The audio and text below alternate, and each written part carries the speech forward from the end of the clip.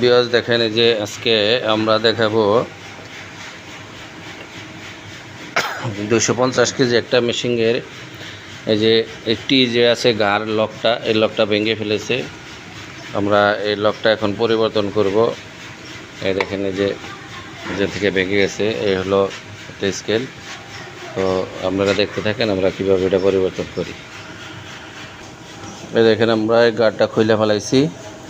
এর পরিবর্তে আমরা নতুন একটা গাঁট লাগাবো। যে দেখেন, এখানে নিয়ে আসছি। এই জিনিসটা আমরা এখন লাগাবো, আমরা সাথে থাকুন। এই দেখেন, আমাদের বলটা লাগানো প্রায় হয়ে গেছে। এই দেখেন, আমাদের এখন স্কেলটা কমপ্লিট হয়ে গেছে। স্কেলের এই ছিল সমস্যা।